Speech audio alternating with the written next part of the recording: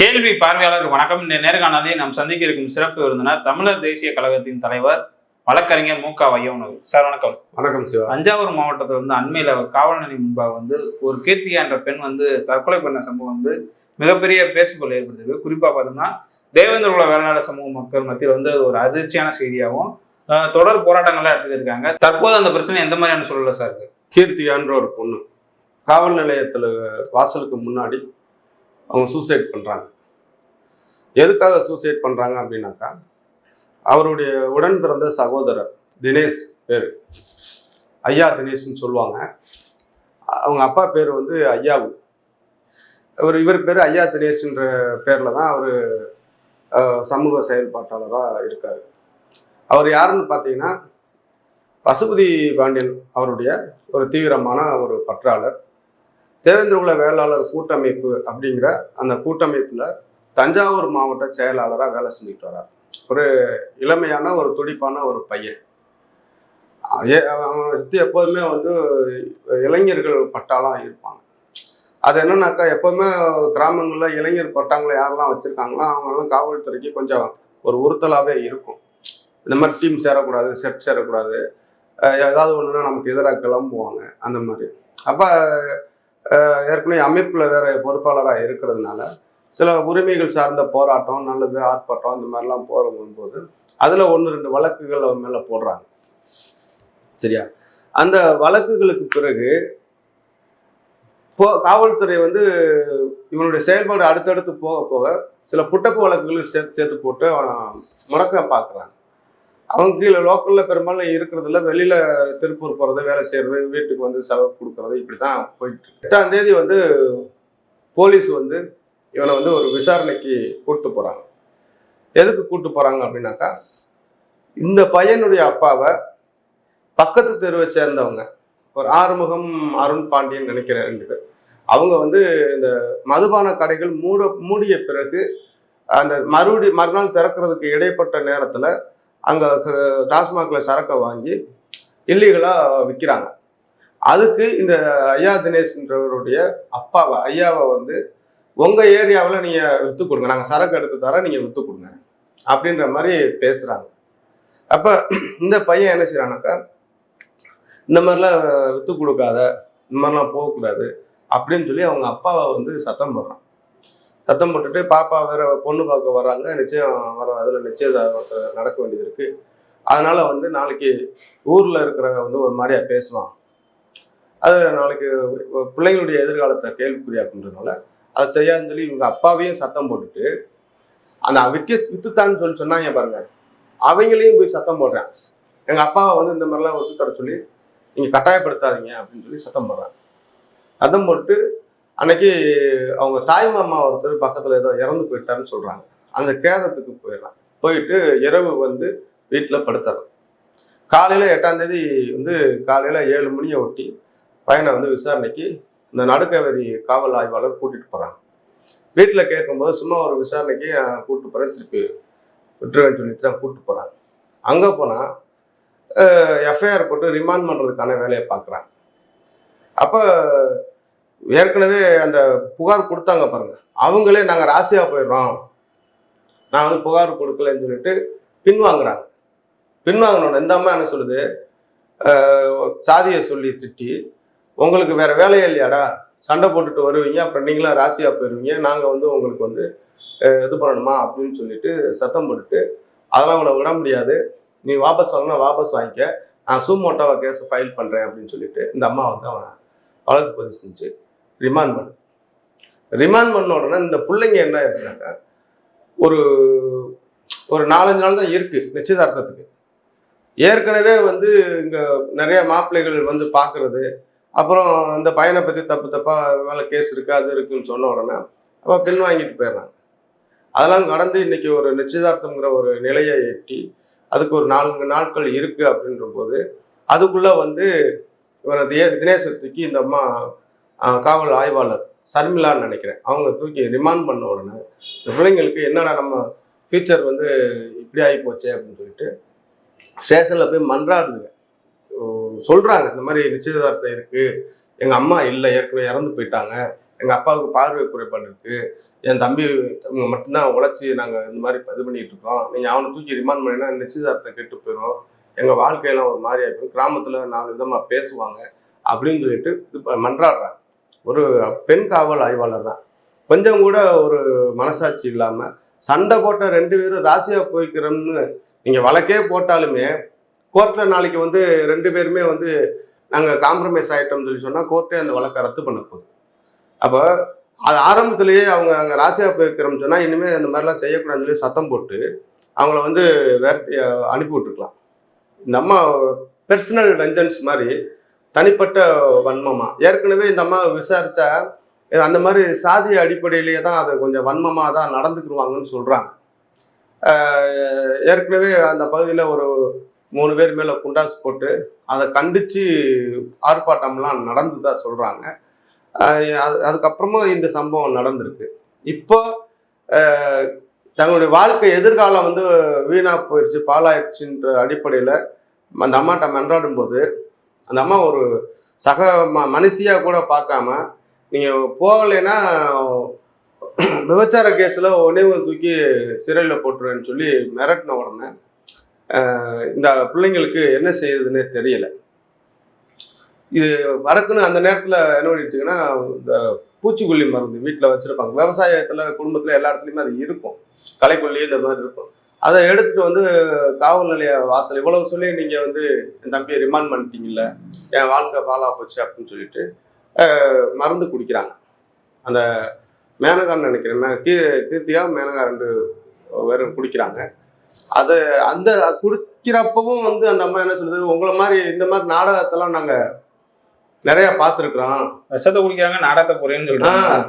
இல்லை இந்த மாதிரி நாடகத்தெல்லாம் நாங்கள் நிறையா பார்த்துருக்கோம், எங்கே வந்து நாடகத்தை போடுற அப்படின்னு சொல்லிட்டு அதையும் கண்டுக்கிறாதது மட்டும் இல்லை, அவங்க 2 பேர்த்தையும் இழுத்து ஸ்டேஷனுக்குள்ளே போட்டுட்டாங்க. வாசலில் வெளியில் நின்று தான் அவங்க குளிக்கிறாங்க, அதை இழுத்து ஸ்டேஷனுக்குள்ளே போட்டுறாங்க. உறவினர்லாம் ஐயோ ஐயோன்னு கத்தி உள்ளே போய் மருந்தை குடிச்சிட்டாங்கன்னு சொல்லி ஆஸ்பத்திரி கூப்பிட்டு போகணுன்னு முயற்சி பண்ணுறாங்க. ஆனால் இந்த அம்மா போலீஸை விட்டு விரட்டது அவங்கள மருத்துவம் பார்க்குறதுக்கு அனுமதிக்கலை. கடைசியில் அந்தான்னு கூட்டிகிட்டு போய் எங்கள் நடுக்காவேரியிலேயே ஒரு மருத்துவமனை ஒன்று இருக்குது, ஆரம்ப சுகாதார நிலையம் நினைக்கிறேன், அங்கே போய் ஒரு முதலுதவி பண்ணுறாங்க. பண்ணிவிட்டு தஞ்சாவூர் மெடிக்கல் காலேஜுக்கு கொண்டு போனால் அந்த பொண்ணு கீர்த்தியான்ற பொண்ணு இறந்து போச்சு. இப்போ அந்த 9ஆம் தேதி ஒரு 11 மணி 12 மணி இருக்குன்னு நினைக்கிறேன் காலையில் அவங்க அதில் இருந்து இன்னைக்கோட 6 நாள் போராட்டம் நடந்துக்கிட்டு இருக்கு. இந்த ஆரம்பத்தில் இந்த வழக்கை வந்து 194 அதாவது இயற்கைக்கு மாறணும்னு சொல்லி ஒரு முதல் தகவல் அறிக்கை எஃப்ஐஆர் போடுறாங்க. அதுக்கு பிறகு அந்த போராட்டம் அப்படியே தொடர்ந்துக்கிட்டே இருக்கு. 11ஆம் தேதி என்ன செய்கிறாங்கனாக்கா, டிஎஸ்பி வந்து ஒரு ஆல்ட்ரேட் பண்ணுறாரு. அந்த ஆல்ட்ரேட்டில் என்ன பண்ணுறாங்கனாக்கா, இது முதல் தகவல் அறிக்கையில் ஏற்கனவே கொடுக்கும்போதே சாதியை சொல்லி திட்டி தான் இந்த அம்மா அந்த மாதிரி பண்ணுச்சுன்னு தான் முதல் தகவல் அறிக்கை கொடுத்தது, புகார் மனுவில் கொடுத்தது. அந்த புகார் மனுவில் முதல்ல அவங்க பதிவு பண்ணும்போது இயற்கைக்கு மாறான இறப்புன்னு மட்டும் பதிஞ்சு வச்சுருந்தாங்க. இப்போ உடலை வாங்க மறுத்து போராடும் போது இப்போ அதை வந்து அந்த வன்கொடுமை தடுப்பு சட்டத்தின் கீழே ஒரு 3 பிரிவை சேர்த்து அந்த எஃப்ஐஆரை வந்து திருத்தம் செஞ்சுருக்கிறாங்க. இப்போ நம்ம என்ன சொல்கிறோம் அப்படின்னு சொன்னாக்கா, வன்கொடுமை தடுப்பு சட்டத்தின் கீழே வழக்கு பதிவு செஞ்சால் அது சிறப்பு சட்டம், அது வந்து அந்த சட்டத்தில் வந்து வழக்கு பிணை கிடையாது, அவங்கள வந்து கைது செய்யணும். அப்போ இந்த போராட்டம் தீவிரமாக ஆக என்ன பண்ணுறாங்கனாக்கா, இந்த அம்மாவை வந்து அதே காவல் நிலையத்தில் பணிபுரிஞ்சா அவங்களுக்கு ஆபத்து அப்படிங்கிற அடிப்படையில் அவங்கள வந்து காத்திருப்போர் பட்டியலில் தூக்கி கொண்டு வைக்கிறாங்க. அப்போ நான் கூட முகநூலில் போட்டிருந்தேன், காத்திருப்போர் பட்டியலில் வைத்திருப்பது குற்றத்திற்கான தண்டனை இல்லைன்னு சொல்லி முகநூலில் போட்டிருந்தேன், நிறையா பகிர்ந்துருந்தாங்க. எப்போதுமே இங்கே வீட்டில் எப்போதுமே ஒரு இடத்துல ஒரு போலீஸ் ஒரு தவறு பண்ணிட்டாங்க, அதில் ஒரு பிரச்சனை ஆகிப்போச்சு, சட்டம் ஒன்று பிரச்சனை ஆயிடுச்சுனாக்கா டக்குன்னு அவங்கள தூக்கி காத்திருப்போர் வெயிட்டிங் லிஸ்ட்டில் வச்சுருவாங்க. மக்கள்கிட்ட என்னன்னாக்கா என்னமோ அதுக்கு தண்டனை கொடுத்தது மாதிரியான ஒரு ஃபோக்கஸ் பண்ணுவாங்க. அது வந்து காத்திருப்போர் பட்டியலில் வச்சிருக்கிறது தண்டனை கிடையாது, சும்மா வச்சுருப்பாங்க. ஒரு 3 நாள் 4 நாளில் மக்களுடைய கோபங்கள் அடங்கிடுச்சுனாக்கா இன்னொரு ஸ்டேஷனில் போட போகிறாங்க. இப்போ வந்து மக்களுடைய கோரிக்கை என்ன இருக்குது? 6 நாள் போராட்டம்னு சொல்கிறீங்க, அதில் என்ன மாதிரியான கோரிக்கையில் வைக்கிறாங்க? அதாங்க, அந்த பையன் தினேஷ் மேலே போடப்பட்ட வழக்குங்கிறது முதல்ல பொய் வழக்கு. அது ஏன்னாக்கா ஆயுத தடுப்பு சட்டத்தின் கீழே அவனுக்கு அந்த வழக்கு போடுறாங்க. உங்களுக்கு தெரியும், விவசாய குடும்பத்தில் வந்து கடப்பாறை இருக்கும், மம்பட்டி இருக்கும், அருவா இருக்கும், எல்லாமே இருக்கும். இது எல்லாமே ஆயுதம் தான். ஆனாலும் அதே நேரத்தில் விவசாய பொருட்கள் கருவி தான். நீங்கள் துப்பாக்கி வச்சுருந்தா நீங்கள் ஆயுதம்னு சொல்கிறதுல ரைட்டு, அல்லது வேறு அபாயகரமான ஒரு கருவிகள் வச்சுருந்தா ரைட்டு. இவனை சும்மா வாயில் சத்தம் போட்டுட்டு போனவனை இந்த அம்மா ஆயுதத்தை வச்சு மிரட்டினான்னு சொல்லிட்டு, வாழை வச்சு மிரட்டினான்னு சொல்லிட்டு ஒரு வழக்கு போடுது. இதுவே வந்து முதல்ல ஒரு பொய் வழக்கு. இந்த பொய் வழக்கின் கீழே அவனை வந்து போட்ட அந்த வழக்கை ரத்து செய்யணும், அவனை விடுதலை செய்யணும். இது ஒரு ஃபஸ்ட்டு. ரெண்டாவது, இப்போ அந்த பொண்ணு இறந்து போச்சு. அந்த பொண்ணு வந்து இன்ஜினியரிங் படித்த பொண்ணு. இன்றைக்கி நமக்கு தெரியும், ஒரு சாதாரண விவசாய குடும்பத்தில் அல்லது ஒரு கூலி தொழிலாளியாக இருக்கிற ஒரு குடும்பத்துக்குள்ளே ஒரு தாய் இல்லாத பிள்ளையாக ஒரு பொண்ணை ஒரு பொறியாளராக வளர்த்து எடுக்கணும்னாக்கா எவ்வளவு சிரமம்னு தெரியும். அப்போ அந்த பொண்ணு இன்னைக்கு இறந்து போச்சு. அந்த இறப்புக்கான காரணம் காவல் ஆய்வாளர். அவர் மேலே நீங்கள் வழக்கு பதிவு பண்ணியாச்சுல்ல, குற்றவாளின்னு நீங்கள் சொல்லிட்டீங்க. அப்போ அவர் என்ன செஞ்சுருக்கணும்? கைது பண்ணணும். துறை ரீதியான நடவடிக்கைனா நீங்கள் பணியிடை நீக்கம் செய்யணும் முதல்ல. ரெண்டாவது வந்து கிரிமினல் ஆக்ஷன் அப்படின்னு சொல்லும்போது, சட்டப்படியான நடவடிக்கை அப்படின்னு சொல்லும்போது அவங்கள கைது செய்யணும். இது ரெண்டுமே செய்யலை. இப்போ நாம் அவங்கக்கிட்ட வலியுறுத்துறது என்னன்னாக்கா, அந்த அந்த அம்மாவை நீங்கள் வழக்கில் குற்றவாளின்னு சொல்லிட்டீங்கன்னா அவங்கள பணியிடை நீக்கம் செய்யுங்க, கைது செய்யுங்க. இது ரெண்டு தான் நம்ம. அப்புறமா அந்த சட்டப்படியான நடைமுறைகள் என்ன இருக்கோ, அந்த குடும்பத்துக்கு உரிய இழப்பீடை கொடுக்கறது, முதியவங்க வயசானவங்க இருந்தாங்கன்னா அவங்களுக்கு பென்ஷனை கொடுக்கறது, அல்லது இளவட்டத்தில் யாராவது இருக்கிறாங்கன்னா அவங்களுக்கு வேலை வாய்ப்புக்கு தகுதியான ஆட்களாக இருந்தாங்கன்னா அவங்களுக்கு வேலை வாய்ப்பை கொடுக்குறது. இதெல்லாமே வன்கொடுமை தடுப்பு சட்டத்தின் கீழே சொல்லப்பட்ட விஷயம். அதை பின்னாடி பார்த்துக்கலாம். ஆனால் இன்றைக்கி வந்து அந்த அம்மாவை வந்து நீங்கள் பணியிட நீக்கம் செஞ்சு கைது செய்யணும். இதுதான் முக்கியமான டிமாண்ட். ஆனால் காவல்துறை தரப்பில் என்ன சொல்கிறாங்கன்னா, எஃப்ஐஆரை திருத்தம் செஞ்சுருவாங்க, அவங்கள குற்றவாளியாக சேர்த்துருவாங்க, வன்கொடுமை தடுப்பு சட்டத்தின் கீழே கொண்டு வந்துடுவாங்க. ஆனால் பணியிட நீக்கம் செய்ய மாட்டாங்க, கைது செய்ய மாட்டாங்க. இதை வந்து நாங்கள் செய்ய மாட்டோம்னு சொல்கிறாங்க. இப்போ நான் என்ன கேட்குறேன்னாக்கா, போலீஸுக்கு ஒரு சட்டம், பொதுமக்களுக்கு ஒரு சட்டமா? இந்திய அரசியலமைப்பு சட்டமோ அல்லது மற்ற இதர சட்டங்களோ அப்படி தான் சொல்லுதா? கிடையாது. இந்த நாட்டினுடைய குடிமக்கள் அனைவருக்கும் பொதுவானதுன்னு தான் சொல்கிறாங்க. அப்போ இந்த வடிவேலு ஒரு படத்தில் சொல்லுவாங்கல்ல, உங்களுக்கு வந்தால் ரத்தம், எனக்கு வந்தால் சட்டினியான்றது. அது மாதிரி காவல்துறை தவறு செஞ்ச அவங்களுக்கு வந்து காத்திருப்போர் பட்டியல் வைக்கிறது தான் தண்டனை. பொதுமக்கள் தவறு செஞ்சால் அவங்களுக்கு வந்து கைது செய்வீங்க, சிறையில் அடைப்பீங்க. அது என்ன ஒரு நடைமுறை? இதுதான் இந்த இதை தான் நம்ம இந்த பாகுபாடெல்லாம் வந்து கலைஞ்சு நீங்கள் வந்து தவறு செஞ்சால் அது யாராக இருந்தாலும் நீங்கள் நடவடிக்கை எடுங்க. இன்னைக்கு இந்த ஒரு உயிர் அநியாயமாக போயிடுச்சு. நான் சொன்னேன், வாசலில் அந்த வாசலில் விஷம் அருந்திய அந்த பெண் வாசல்லையே நின்றுருந்தா உறவினர்கள் தூக்கிட்டு போய் காப்பாற்றிருப்பாங்க. நீங்கள் காவல் நிலையத்துக்கு உள்ளே இழுத்து போட்டு உள்ளே நுழைய விடாமல் மற்ற உறவினர்களை நீங்கள் தடுத்ததுனால அந்த பொண்ணு இறந்து போச்சு. அப்போ மரணத்துக்கு காரணமானவங்களாம் நீங்கள் இருக்கிறீங்க. சாதியை சொல்லி திட்டிருக்கிறீங்க. சம்மந்தப்பட்டவங்க 2 பேரும் சமரசமாகறோம்னு சொன்னதுக்கு அப்புறமும் நீங்கள் வந்து அந்த பையன் மேலே வலிந்து வழக்கு போட்டிருக்கீங்க. அந்த வழக்கு போட்டதுனால அவன் மேலே அவன் சிறைக்கு போயிட்டான். இந்த பிள்ளையோட நிச்சயதார்த்தம் கெட்டு போச்சு. அதுபோக நிச்சயதார்த்தம் கெட்டு போச்சுன்னா கிராமத்தில் என்னெல்லாம் பேசுவாங்கன்னு தெரியும். அதனால் அந்த பிள்ளைங்க இன்றைக்கி விஷம் குடிச்சிருச்சு. ஒரு பொண்ணு செத்து போச்சு, ஒரு பொண்ணு இன்றைக்கி உயிருக்கு போராடிக்கிட்டு இருக்கு. இவ்வளவு நடந்திருக்கு. இதை சுற்றி இன்றைக்கி அந்த கிராமங்களில் வந்து இன்றைக்கோட 6வது நாள் போராட்டம் நடந்துக்கிட்டு இருக்கு. பல்வேறு சமுதாய ரீதியாக இயங்கக்கூடிய தேவேந்திர குல வேளாளர் சமுதாய தலைவர்களும் அங்கே பங்கெடுத்துருக்குறாங்க. அதுபோக இந்த காவல் நிலைய சித்திரவதைகளால் பாதிக்கப்பட்டவங்களுக்கு குரல் கொடுக்கக்கூடிய இதர சமூக ஜனநாயக சக்திகள் பல பேர் அங்கே இன்றைக்கி கம்யூனிஸ்ட் கட்சிகள் அங்கே வந்திருக்கிறாங்க. அதுபோக இதர ஒடுக்கப்பட்ட இயக்கங்களுக்கான தலைவர்கள் ஒவ்வொருத்தராக ஒவ்வொரு நாளும் வந்து இன்றைக்கி ஆதரவு கொடுத்துக்கிட்டு இருக்கிறாங்க. நேற்று வந்து அண்ணன் சீமான் அவர்கள் வந்து இது கண்டித்து ஒரு அறிக்கை கொடுத்துருக்கிறாரு. இது போல் ஒவ்வொரு நாளும் அந்த போராட்டம் வந்து அடுத்தடுத்த கட்டத்தை நோக்கி நகர்ந்து கொண்டு தான் இருக்குது.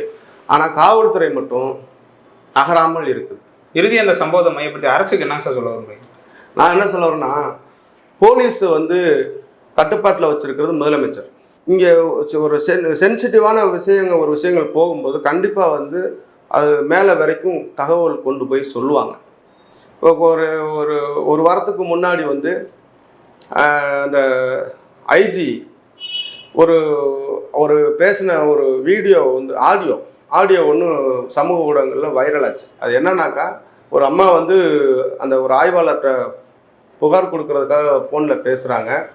அதுக்கு அந்த ஆய்வாளர், அது இந்த அம்மா கிடையாது, இந்த நடுக்காவேரியில் உள்ள அம்மா கிடையாது, அது வேற ஒரு அந்த ஆய்வாளர் வந்து சக பெண்ணுன்னு கூட பார்க்காம ரொம்ப கொச்சையாகவும் அசிங்கமாகவும் ஃபோனில் பேசுகிறாங்க. அதை வந்து ரெக்கார்ட் பண்ணி அங்கே ஐஜிக்கு வந்து அந்த பாதிக்கப்பட்ட அம்மா வந்து அனுப்புது. அந்த ஆடியோவை அப்படியே அந்த ஸ்டேஷனுக்கு வாக்கியில் கூப்பிட்டு கேட்க வச்சுட்டு, இப்படி தான் நீங்கள் பொதுமக்களை அணுகுவீங்களா, இப்படி தான் காவல் நிலையத்துக்கு வரக்கூடிய பொம்பளைகள்கிட்ட நடந்துக்குருவீங்களா அப்படின்னு சொல்லி ஓப்பனாகவே வாக்கிலேயே பேசி அந்த அம்மாவை கிளம்பி ரேஞ்ச் ஆஃபீஸ்க்கு வர சொல்லு அப்படின்னு சொல்லி ஒரு வார்த்தையை பேசி உடனே டிரான்ஸ்ஃபர் ஆகிட்டு ஓட சொல்லு அப்படின்னு ஐஜி பேசுகிறார். அப்போ ஒரு புகார் கொடுக்க வந்தவங்கள ஒரு அசிங்கமாக பேசுனதையே உங்களால் சகித்து கொள்ள முடியலை, நீங்கள் ஆய்வாளரை நீங்கள் நடவடிக்கை எடுக்கிறீங்க அப்படின்னா, இந்த விஷயத்தில் ஒரு பொறியாளர், ஒரு இளம் பெண் மரணத்துக்கு காரணமாக இருக்கிறார் இந்த சர்மிளா காவல் ஆய்வாளர். இன்னைக்கோட 6 நாள் ஆகுது. ஏன் நீங்கள் நடவடிக்கை எடுக்கலை? அப்போ நடவடிக்கை எடுக்கக்கூடாதுன்னு எடுத்தால் அரசாங்கத்துக்கு கெட்ட பேர் வந்துடும்னு நீங்கள் மேலே இருக்கக்கூடிய அதிகாரிகள் உங்கள்கிட்ட எதுவும் உங்களுடைய கையை கட்டி போட்டிருக்காங்களா அப்படிங்கிற கேள்வி எங்களுக்கு எழுது. ஏன்னா நீங்கள் வந்து சாதாரணமாக புகார் கொடுக்க வந்தவங்க அசிங்கமாக பேசுனதுக்கே ஒரு ஆய்வாளரை வந்து நீங்கள் டிரான்ஸ்ஃபர் பண்ணுறேன்னு சொல்லிட்டு ஆடியோ வெளியில் விட்டுருக்கீங்க. ஒரு கொலையே நடந்திருக்கு, ஒரு மரணமே நடந்திருக்கு, ஒரு பொய்யான வழக்கில் ஒரு இளைஞன் கைது செய்யப்பட்டிருக்கான். இன்னைக்கு அந்த குடும்பமே இன்னைக்கு நாசமாக போச்சு, தெருவில் வந்து நிற்கிது. இவ்வளவு 6 நாள் ஆகியும் ஐஜி அல்லது மேல் உயர் அதிகாரிகள் இதை ஏன் கண்டுக்கிறாமல் இருக்காங்க? நான் என்னை பொறுத்த வரைக்கும் என்ன சொல்கிறேன்னாக்கா, ஒரு தவறு நடந்துருச்சுனாக்கா அந்த மட்டத்திலேயே நீங்கள் நடவடிக்கை எடுத்துட்டீங்க அப்படின்னு சொன்னாக்கா அது அரசாங்கத்துக்கு கெட்ட பேர் ஆகாது. நீங்கள் நடவடிக்கை எடுத்தால் கெட்ட பேர் ஆகும்னு நீங்கள் நினச்சிங்கனாக்கா இந்த போராட்டம் நடவடிக்கை எடுக்கின்ற வரைக்கும் போயாது, விட மாட்டோம். நன்றி சார். நன்றி சிவம்.